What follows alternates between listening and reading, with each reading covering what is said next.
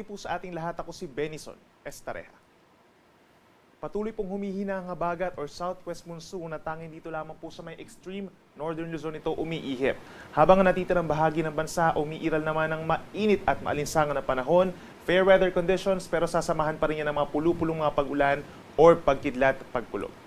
Base naman sa ating latest satellite animation, wala tayong namamataan na anumang bagyo or low pressure area sa loob at paligid ng Philippine Area of Responsibility. Meron tayong cloud cluster sa may silangan po ng Visayas and Mindanao. Associated lamang ito sa mga salubungan ng hangin at hindi naman lalapit sa ating kalupaan. Ngayong araw ng Friday, asahan pa rin sa malaking bahagi ng bansa ang fair weather conditions, lalo na dito sa may Luzon. Pag sinabi nating fair, wala naman tayong asahan na tuloy-tuloy na malalakas sa ulan except sa may Batanes and Babuyan Islands kung saan nandoon pa lamang ang southwest monsoon.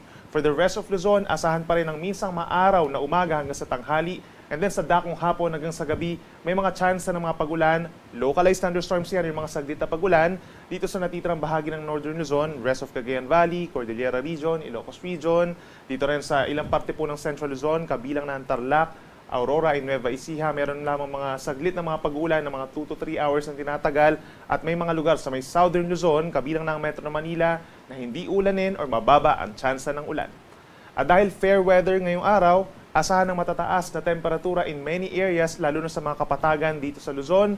For Cagayan and Isabela hanggang 35 degrees Celsius. Sa may Ilocos provinces hanggang 32 degrees. And possible over here in Metro Manila, mga kalapit na lugar, gayon din sa may Bicol Region, sa may Legazpi City and Naga, hanggang 34 degrees Celsius na temperatura pagsapit ng tanghali. So iwasan po muna magbilad sa araw ngayong araw from 10 a.m. hanggang 3 p.m. Sa ating mga kababayan po sa Palawan, magiging maaraw din po ang panahon ngayong araw dahil meron lamang mga localized thunderstorms tayong mararanasan pagsapit po ng hapon hanggang sa gabi. Habang dito po sa malaking bahagi ng Visayas, bahagyang maulap hanggang maulap ang kalangitan, mainit din po pagsapit ng tanghali, then naasahan din pagsapit ng hapon hanggang gabi ang maulap na kalangitan sa ilang lugar na sinasamahan lamang ng mga pulupulong pag-ulan or pagkidlat pagkulog lalo na sa may Panay and Negros Islands.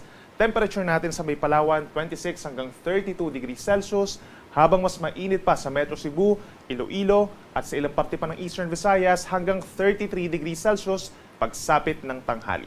Sa ating mga kababayan po sa Mindanao, patuloy pa rin ang fair weather conditions or bahagyang maulap at madalas maaraw na umaga hanggang sa tanghali. Pagsapit ng tanghali, nandiyan pa rin ang mainit at malinsangang panahon, lalo na sa mga kapatagan at mga syudad.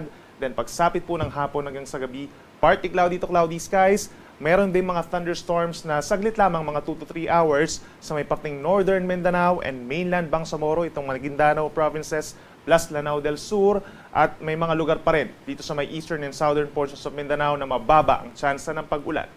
Temperature naman natin sa Metro Davao, posibleng umakyat pa sa 34 degrees Celsius, habang dito rin sa may Zamboanga, 26 to 34 degrees, at ilang parte pa between 32 to 33 degrees Celsius ang maximum air temperature. Kaya patuloy na paalala sa ating mga kababayan dito sa Visayas, Mindanao and Palawan ay stay hydrated din po at magdala ng pananggalang sa init, kagaya po ng payong or sombrero.